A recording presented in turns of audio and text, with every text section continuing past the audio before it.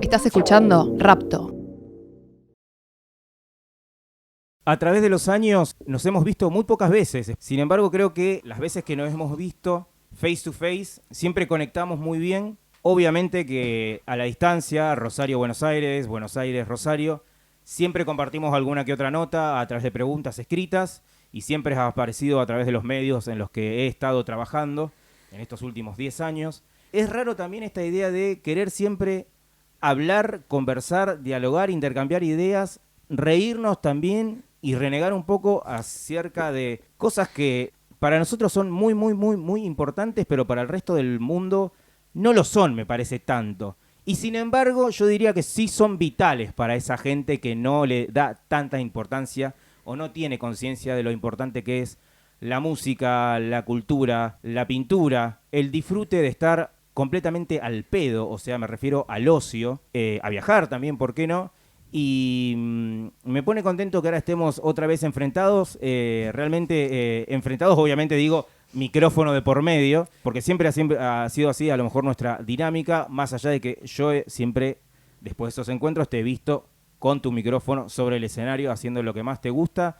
Si yo te tengo que preguntar hoy en día, ahora te voy a presentar formalmente, pero si yo te tengo que preguntar hoy en día, cuando recientemente estuviste afuera, en Francia, si no me equivoco, te llega el famoso momento de llenar la aplicación del aeropuerto, de tenés que poner ocupación. ¿Vos qué pones precisamente? No, yo pongo músico, Músico. porque tengo la fortuna de poder hacer de eso una profesión y un medio de vida. Entonces, pongo músico porque artista para un artista como llenar su ocupación me parece un poco pretencioso. Estamos acompañados en este Pasta de Hablar por Juan Ibarlucía, músico, productor, yo lo tengo anotado acá, gestor cultural, director musical, agitador cultural y yo también a veces me pregunto si un poquito ensayista que se está insinuando. Juan, bienvenido, ¿cómo estás? Buenas, Lucas, ¿cómo estás? ¿Bien? Bien, bien, Estoy acá en tu hogar, feliz de verte. contento de poder charlar, bueno, cara a cara después de varios años de distancia y de no pegarla, digamos, porque a veces venís y no nos vemos, o a veces yo voy a Capital y nunca le pego tampoco Bueno, fue cuando tenía que ser. Bueno, bienvenido. Hay mucho que charlar. Yo siempre, obviamente tenemos a veces mucho trato a través de las redes sociales o a veces no. Yo siempre leo muchas de las cosas que publicás, que escribís. También escucho obviamente tu música. Hay mucho de lo que es andar. Pero entre las cosas que escribís en estos microensayos que compartís a través de las redes sociales, siempre leo muchas cosas en las que me siento identificado porque las comparto, porque las pienso internamente, más allá de que después a veces las comparto también en mis notas. Pero una de las cosas que particularmente me llama mucho la atención y que defiendo a muerte y que me pone contento que haya otra gente que piense de la misma manera es cuando te referís a en esta contemporaneidad de que siempre estamos verdaderamente corriendo detrás de algo, de una zanahoria o de un algoritmo que nos corre a nosotros. Y me gusta cuando particularmente te referís a, che, nadie nos está apurando para que salga el disco, para que salga el sencillo, para que salga tu libro. Tomate el tiempo, aprendé a tomarte el tiempo. Eso realmente me gusta mucho. ¿Sentís que de alguna manera vos pudiste aprender a hacerlo? ¿Alguna vez sentiste de que estabas corriendo detrás de algo y después tomaste en cuenta de que, che, el tiempo es mío y necesito aprender a disfrutarlo? Bueno, gracias por esta hermosa pregunta. Me surge decirte algo primero general, que es que todo lo que escribo tiene un sesgo de autoindagación. En el sentido de que mucho de lo que escribo, y sobre todo las cosas más breves, están vinculadas a procesos vitales personales y también colectivos, porque dentro de las cosas que hago en el marco de territorio, el espacio artístico que llevo adelante, estoy, digamos, cotidianamente trabajando con procesos artísticos. Entonces, respondiendo a tu pregunta, yo no siento que en mi recorrido yo me haya apurado, pero sí siento que viví muchas veces la presión del apuro externo y la incompatibilidad entre lo que yo diría que son los tiempos de la industria o del comercio y los tiempos de la creación artística, no por romantizar esos tiempos y por pensar que están escindidos de una grilla laboral, porque en fin trabajamos en un entorno laboral. Y sobre todo diría como, sí creo que en relación a esto que vos comentabas un poco en tu preludio, yo tengo una valoración del oficio, tengo una valoración por las cosas bien hechas y creo profundamente que tenemos que intentar colaborar a la creación de cosas que sean frágiles, hermosas, potentes, diversas, pero no quiero colaborar a la sobreproducción de basura, que es lo que nos rodea. A niveles realmente asfixiantes que creo que todos estamos vivenciando psicosomáticamente en distintas esferas de nuestras vidas. Sí. Entonces, en ese sentido, no creo para nada, y te estaré dispuesto a peleártelo, whisky de por medio, sobre la poca importancia del arte o de la... Eso llamamos el arte pretenciosamente, pero digamos, Sí. serían como las formas creativas, porque yo creo que muy por el contrario, creo que estamos en medio de una batalla por nuestro estado de ánimo, parafraseando los redondos, una batalla por nuestra estabilidad psíquica, y creo que en esa batalla, y digo en esos términos, batalla porque creo que eso es así, qué leemos, qué escuchamos, qué conversaciones tenemos, qué hábitos defendemos, qué comemos, no creo que sean cosas para nada menores. No, yo tampoco, ojo que lo que me refería, de que siento de que la gran mayoría de la gente no es consciente de lo realmente de lo fundamental que son estas expresiones para nuestra vida cotidiana, digamos. O sea, no lo piensa tanto, pero cuando no lo tiene, te das cuenta de que el 100% fundamental para seguir adelante, ¿no? A mí me gusta, si me permitís, me gusta como hacer una comparación, que es, yo por ejemplo soy una persona que espontáneamente no tengo mucha capacidad para decorar mi casa, o Sí. para como pensar, bueno, esta planta va acá, tal mueble va acá, o sea, cuando yo me mudé por primera vez Sí. tenía un colchón en el suelo y en un momento empecé a convivir con alguien, y me acuerdo que esa persona era una persona muy atenta a esas situaciones, y para mí eso no tenía importancia. Ahora, ella dijo, bueno, yo ahora voy a poner las plantas, Claro. voy a poner las cosas, y 4 meses después mi calidad de vida había cambiado tremendamente solamente porque alguien se había ocupado Claro. de esa casa común. Entonces creo que es importante tener en cuenta que no siempre sabemos qué es lo que nos hace bien. Claro. A veces lo descubrimos una vez que alguien hizo ese bien por nosotros. Bueno, básicamente estamos ya golpeando las puertas de diciembre, de a poquito. Un año muy intenso. Demasiada información dando vuelta que sigue hasta el día de hoy. Obviamente que esto es un podcast y vos lo vas a poder escuchar cuando tengas ganas, y capaz que lo estás escuchando cuando ya pasaron 5 años, porque ya quedó flotando en la rocola interminable que es la internet, y estamos grabando esto a, una semana básicamente del balotaje. Mucha información, demasiada información diría yo, dando vueltas, y ha sido un año muy largo, y todavía nos queda un buen trecho por delante. Ahora bien, yendo a lo estrictamente musical, además de los talleres, además de acompañar a mucha gente joven, además de viajar, conociendo otros talentos, conociendo otras expresiones, con La Destrucción fue un gran año, diría yo. Gran año. Gran año donde se dieron el gusto de agotar entradas, derretir lugares en cuanto a lo bien que han sonado, que han tenido muy buena repercusión también en los pocos medios especializados que quedan. Significa un montón de que un periodista o una periodista se acerque y tenga un buen reflejo sobre lo que se produce. Y además también creo que ha tenido una buena repercusión en una cierta audiencia que de a poquito se va multiplicando, diría yo. ¿Cuáles son tus sensaciones respecto a La Destrucción? Porque también siento de que a cada paso certero que se van dando, además de la calidad musical que se puede escuchar, obviamente, en plataformas, me pregunto esto. Cada paso ha sido superador, ha sido piola. Uh-huh. Ahora bien, ¿sentís en algún momento que cada paso que esté por venir como un pesar, como, ahora ¿qué viene? ¿Cómo lo supero? ¿Qué hago la próxima? ¿Cómo sentís eso? Bueno, eso es una pregunta. Primero quiero decir algo en relación a quienes nos estén escuchando, que es, yo vengo de una banda que condujo durante 10, 12 años, Sí. que se llama Pomes Internacional, que es una banda que editó 4 discos y del cual yo fui el único miembro estable. Entonces es una banda con la que yo giré por todo el mundo, fue una banda que tuvo cierta repercusión, que hicimos salas de 700, 800 personas en un momento. Sí.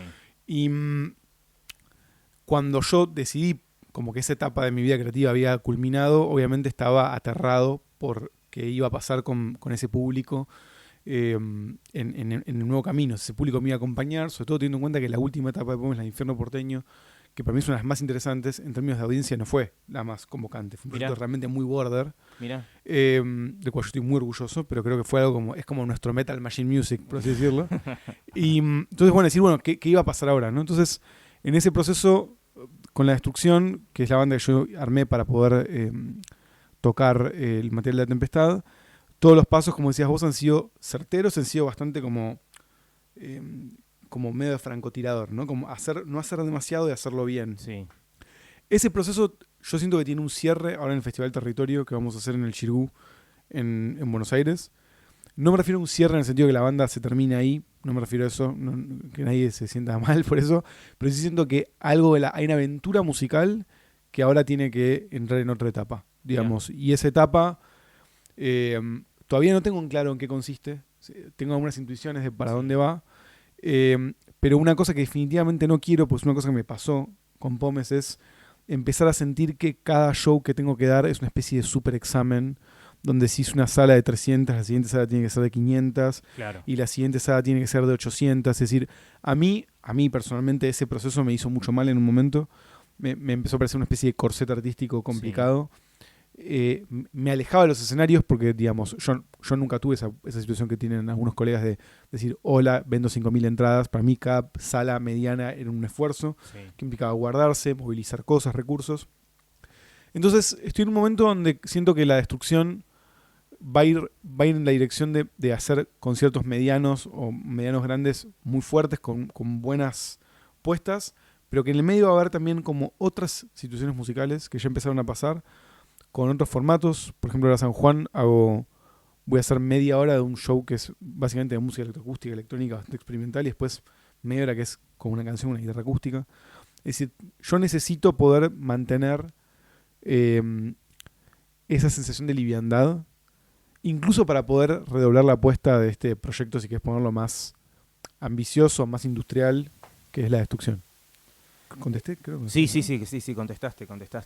Cuando hablas de sensación de liviandad, ¿significa que te sentís más cómodo también operando solo y respondiendo a lo mejor a tus instintos más y a tus reflejos más personales, en cuanto no estoy hablando de individualismo, sino a esta cosa de el capricho del artista, de que si tenés que estar recontra enfrascado en algo durante mucho tiempo, siempre es muy difícil hacerlo con un equipo junto a otra persona, porque no puedes tener ese nivel de exigencia para con el otro. ¿Va por ese lado o también tiene que ver con la soltura de, bueno, mejor mantenerme más o menos ligero para poder pintar hacia donde me pinte el capricho? Mira, te diría que la primera no es seguro, porque yo, digamos, si bien, bueno, ahora soy un solista o algo así, Sí. no trabajo solo. Y de hecho te diría que en términos musicales esta etapa es mucho más colectiva que Pómez, porque la multiplicidad de colaboradores es muy amplia. Creo que muy por el contrario, por ejemplo, La Destrucción es una banda que tiene, digamos, que tiene los mismos músicos siempre, no es una banda de músicos de sesión. Sí. Si ha habido alguna rotación es porque algún músico dice, che, yo ahora no puedo, estoy con otra cosa. O sea, por ejemplo, Julián Telemann tocó la primera etapa y después se fue a trabajar en su disco solista. Es decir, hay como una cosa de cofradía muy leal adentro de ese proyecto, pero sí me pasa que, como te decía previamente, yo me dedico a esto. Es decir, me dedico a esto todo el tiempo. Entonces, eso hace que yo tenga un reservorio de energía y de dedicación temporal y de interés también, que hace que un solo output no me resulta suficiente. Sí. Entonces, es algo que justamente en este momento esto es como tema de terapia para mí, en el sentido de pensar la multiplicidad sin caer en antagonismos. Entonces, no pensar, por ejemplo, ahora voy a ir a San Juan a hacer una experiencia con el Centro de Estudios Sonoros de San Juan, que es básicamente es una grabación de música improvisada, con trabajo, cello, violín, electrónica, y no es que pensar que es eso o tocar, ponerle Niceto el año que viene con La Destrucción. Pueden ser las dos cosas, pueden coexistir, requiere un orden, obviamente, pero te diría que eso, lo que me pasa es eso, es no quiero serle fiel a la energía y a la intuición que yo ya, digamos, tengo un recorrido que me hace identificar que cuando yo soy fiel a eso, en general las cosas salen bien. Si yo me doy cuenta de cuando yo aún es que traicioné eso y no funcionó. En general es como que hay una especie de sentido arácnido, creo que muchos que hacen música acá podrán como recibirlo, o el periodismo también. Decís, esto está bien, esto lo quiero hacer, esto me conmueve, y cuando eso es así, en mi experiencia la gente suele acompañar. Me gusta te voy a aprovechar que te tengo en Rosario para hacerte un montón de preguntas y vamos a ir saltando de una roca a otra. Recién hablaste de Territorio y sos director de Territorio, que es una organización dedicada a la creación, a la formación y a la investigación sonora. Estás conviviendo con mucha gente diferente todo el tiempo, gente muy jovencita, gente no tan jovencita, que tiene ideas en efervescencia y que debe estar buenísimo estar ahí. Es espectacular. Ahora bien, ¿cómo es ese rol tuyo donde tenés que acompañar, guiar, educar, generar vínculos entre personas? Me da la sensación de que también son personas súper talentosas, llenas de curiosidad, con una necesidad de aprender tremenda, pero que también a veces están en un estado muy vulnerable por el hecho de que justamente está como completamente expuesta por una cuestión que siento que es la faceta creativa. Eso para vos necesitó un aprendizaje, digamos, no es algo que te salió de un día para otro. No, por supuesto. Yo creo que, bueno, primero, justo ayer vino un alumno de Residencia de Territorio y me trajo así de sopetón todos los Watchmen. Sí. Me dijo así y me dijo, toma, todos los Watchmen, ¿no? Digamos, Ok. como ofrenda, ¿no? Sí. Yo me quedé pensando como, qué buen trabajo que tengo. O sea, no es como Obvio. un trabajo donde te cae un alumno con un montón de Watchmen, Sí. como digo, realmente es un trabajo extraordinario en el sentido de que me la paso como metido en un huracán como con mucho humor, con mucha energía creativa, digamos que un espacio que a mí me cambió la vida, un territorio me cambió la vida muy profundamente. Lo que te diría en relación a eso es cómo hago, creo que sí hay dos aciertos, así me parece como generales en Territorio. Uno tiene que ver con el afecto, que no me parece que me parece un tema muy importante. Es decir, todas las personas que se vinculan con Territorio creo que pueden certificar, seguramente puede haber alguna excepción, porque errores siempre hay, que nosotros le ponemos mucho amor a todo. Es decir, ¿esto qué significa? Esto significa que en Territorio es un espacio donde, y acá hablo por mí, hablo por todos los involucrados en el espacio, donde si vos traes un proyecto, mi propio gusto personal en principio está suspendido. Es decir, eso significa que después en el proceso se pueda desarrollar. Sí. Pero yo lo primero que hago es intentar afectuosamente entender qué es lo que vos estás queriendo hacer y adentrarme en ese universo, ya sea en las clínicas de obra, en la residencia, en los programas de formación que tenemos en distintos aspectos. Es decir, creo que lo que hizo que Territorio pique en punta muy rápido fue que es un espacio donde hay mucho cariño en un sentido real, hay mucho cariño al oficio, hay mucho cariño también a las personas involucradas a eso. Y en segundo término, diría como complementario, también hay mucho rigor. Es decir, es un espacio donde, digamos, que se comporta en un sentido como una academia y como una academia exigente, en el sentido de programas de estudio muy intensivos, sesiones de lectura y de materiales muy a fondo, clases súper preparadas, y donde al mismo tiempo no hay ninguna condescendencia. Es decir, yo creo que esa combinación entre no hay condescendencia, trabajamos humildemente, lo digo, las clases que hay en Territorio en general, yo creo que son mejores que las de las universidades de arte. Digamos, creo que eso es parte de lo que hace que las cosas se muevan así. Creo que esa combinación con un espacio muy do it yourself, muy afectivo, yo creo que ese es como el yin y el yang de lo que hizo que un poco esto escale rápido. Claro.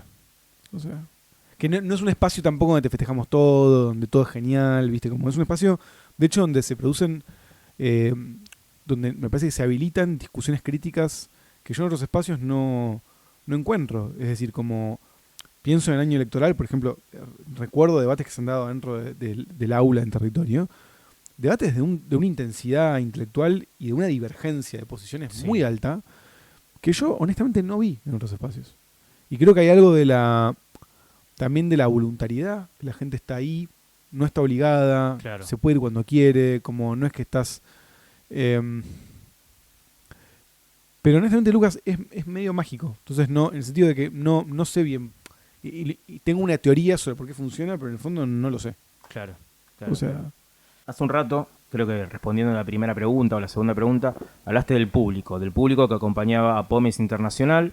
Y quiero ir a esto. ¿Alguna vez te preguntaste quién conforma ese público, tu público? ¿Quién está en esa audiencia que significa la de POMES Internacional, la de la destrucción? Básicamente, la gente que te ha escuchado a través de los años, en mayor o menor medida, a través de diferentes etapas. ¿Te da curiosidad saber quién está del otro lado? A mí particularmente me llama mucho la atención desde mi lado y a la distancia, estando en Rosario, porque creo que a través de los años tu obra le habla, a mí también particularmente me interpela desde mucha curiosidad sonora, pero también siento de que por momentos este tipo le puede estar hablando a alguien que escucha tango, Ujú, a alguien que escucha música industrial, que escucha música noise, ujú.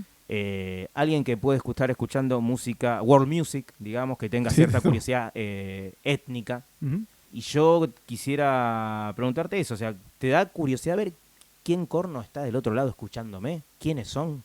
¿Qué Sí. quieren de mí? Sí. Digamos? ¿Qué les interesa de mí? Mira, sí, obvio que me interesa.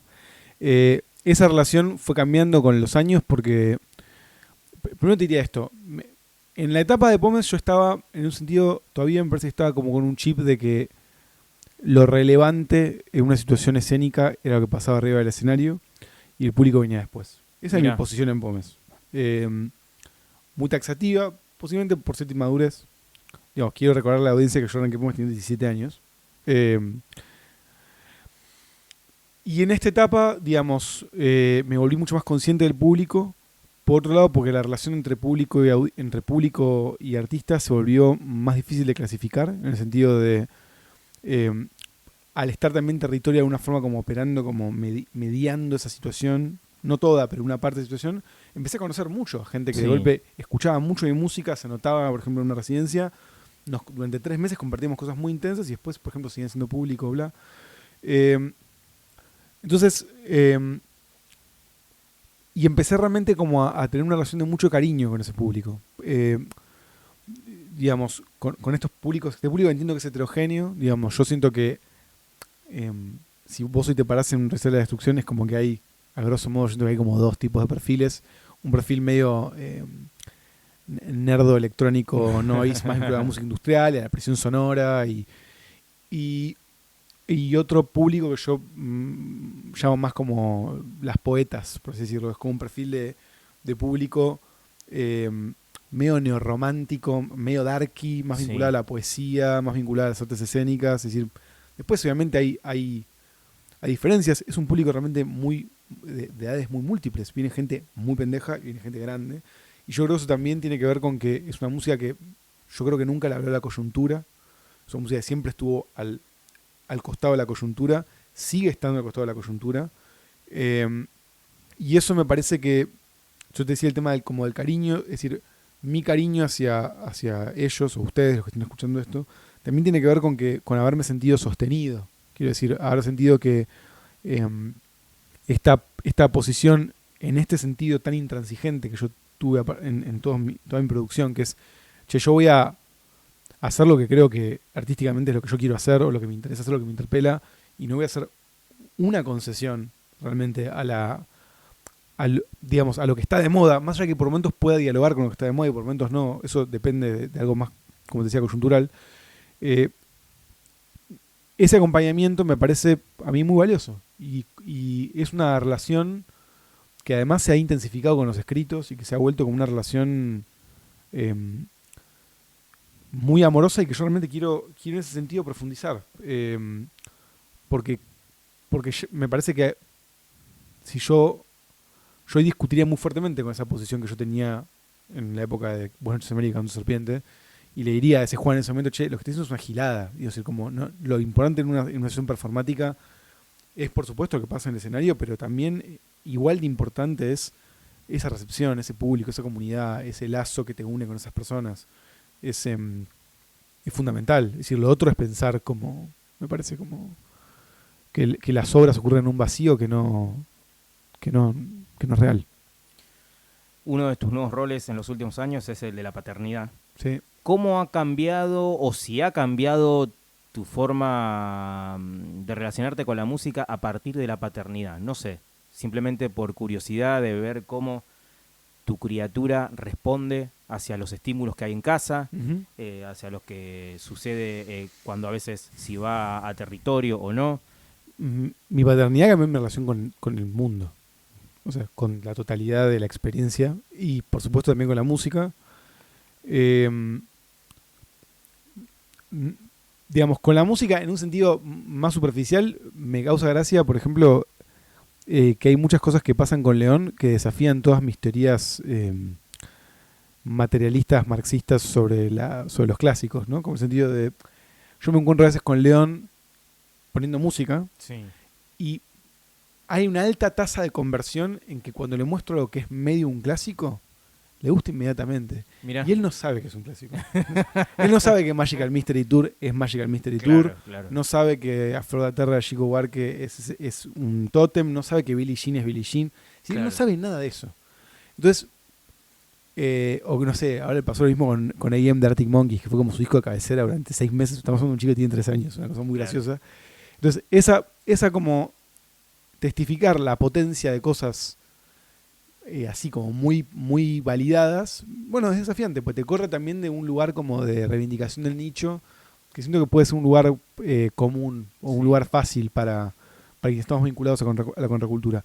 En un sentido más profundo, mi paternidad modificó, digamos, me hizo por un lado más sensible al cuidado, más sensible a la necesidad de proteger a otras personas, más sensible a intentar estar al servicio de construir algo que sea un poco mejor y no un poco peor que lo que recibimos.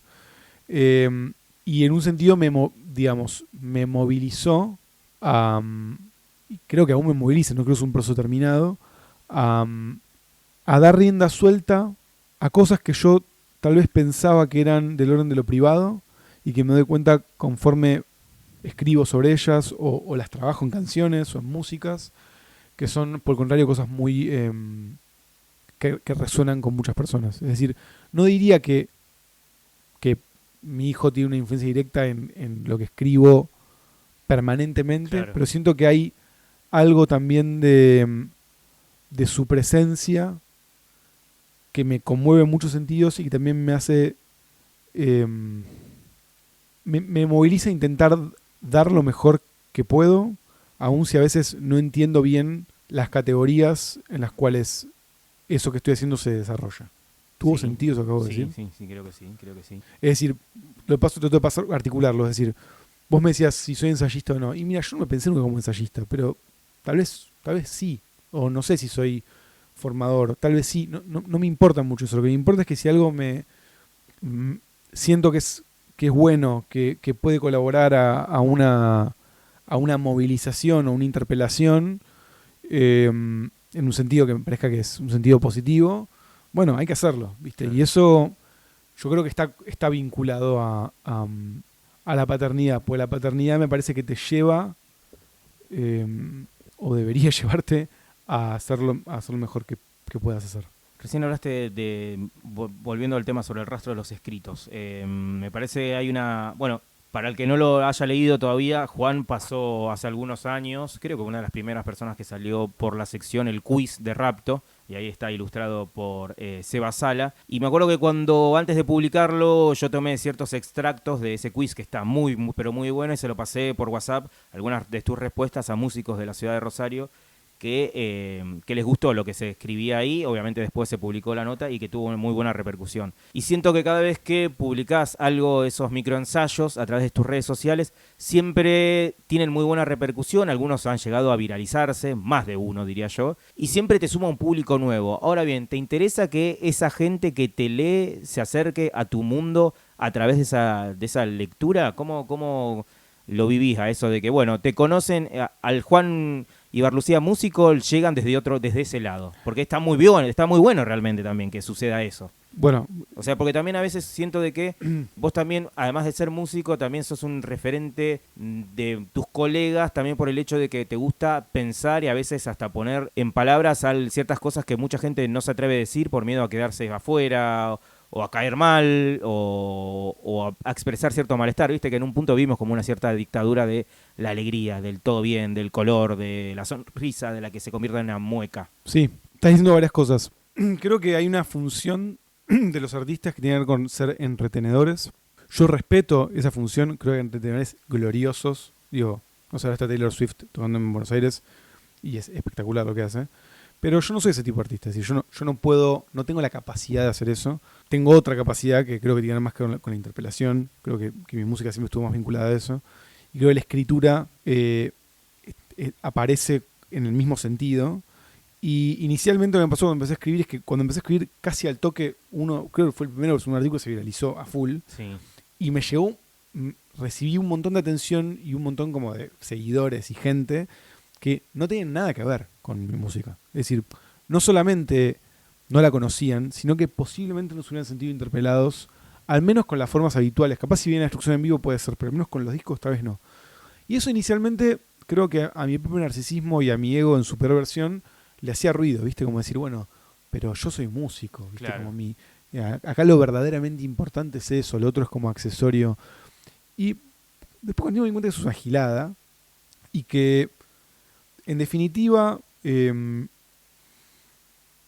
como te decía antes, es decir, yo cuando escribo algo no lo escribo de un lugar especulativo, lo escribo porque me parece interesante que sea escrito o porque yo necesito hacerlo. Entonces, bueno, eso me parece que eso sale, y si eso que sale interpela un nuevo público y ese público decide leerme y no escucharme, o escucharme y no leerme, o anotarse a una residencia en la que me vinculo y no leer, y decir, yo me desentiendo y aprendí a desentenderme y eso me generó mucha paz y además mayor eficacia y me hizo más conocido en un punto.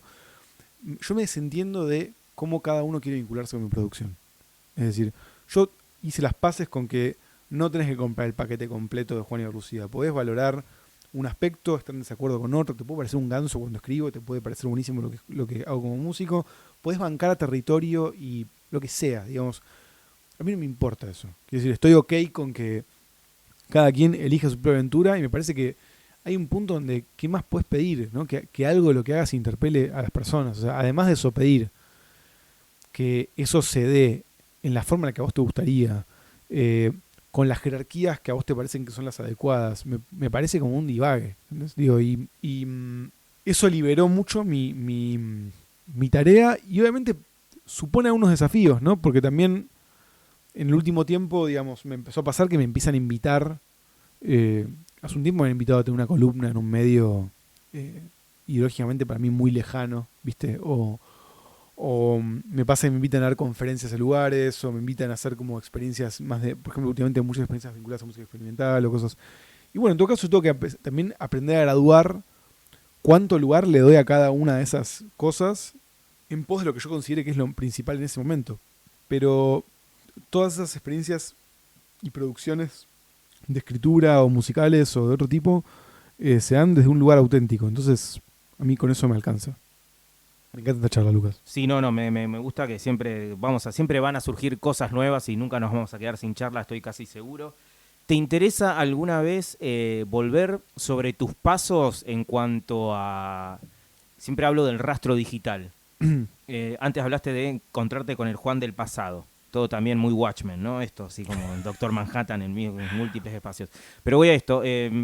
A veces cuando volvés sobre tu obra, los discos de los primeros años, cuando ves algún registro de recitales de de una década atrás, ¿cómo te llevas con vos mismo? ¿Te pones en plano evaluativo, te pones crítico con vos mismo, te relajás porque sabés, a lo mejor entendés cómo era la situación en ese momento? ¿Cómo te llevas con eso? Mira, tus preguntas son todas muy buenas. Te quiero decir esto. Esto es un tema bien vigente para mí, porque hace poco recibí una propuesta de hacer un disco de versiones de temas míos. Yo di un concierto en España que fue con guitarra criolla y voz, Sí. súper cantautor, tocando temas de distintos lados, y me fue una propuesta para editar eso como un disco. Y inicialmente lo que me pasó fue como este reflejo muy de no tengo retrovisor, no quiero como entrar en una cosa nostálgica como y autocelebratoria, digo, habrá tiempo en mi vida para eso, soy muy joven para entrar en esa hora. Pero después me pasó otra cosa también, que es que también creo que yo tengo 34, yo arranqué muy pibe y empecé a componer muy pibe. Y de golpe hay mucha música que está en discos de Pómez que en el pasaje a mi nueva fase solista hay mucha música que la gente nueva no conoce de esos discos.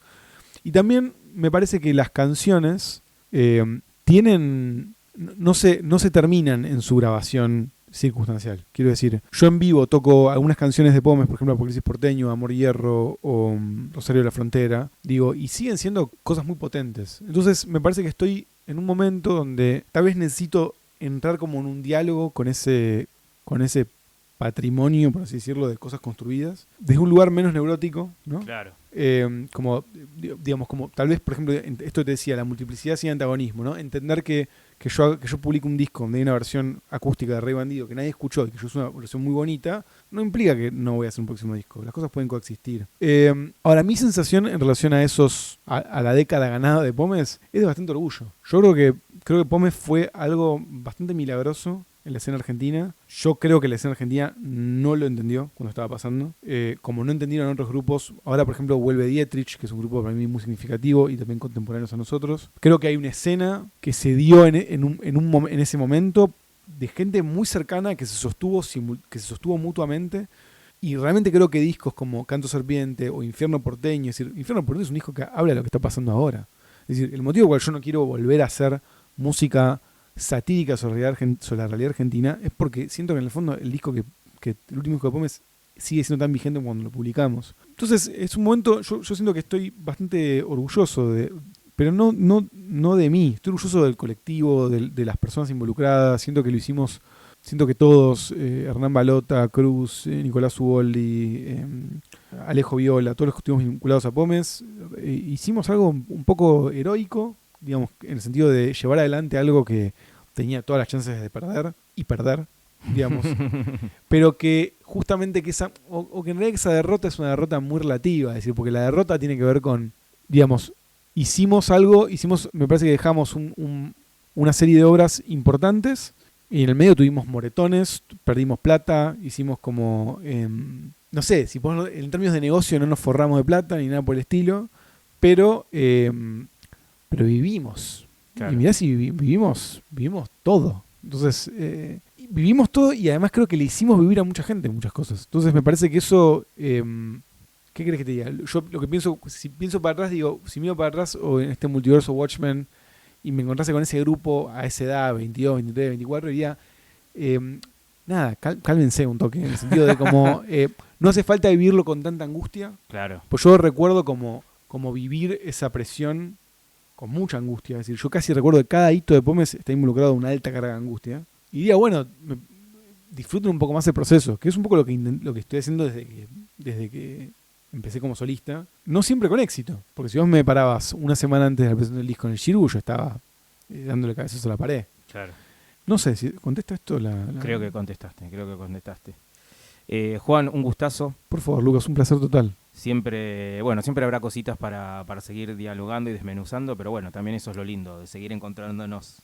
Sí, hasta viejitos. Ojalá. Bueno, gracias. Gracias a vos. Estás escuchando Rapto.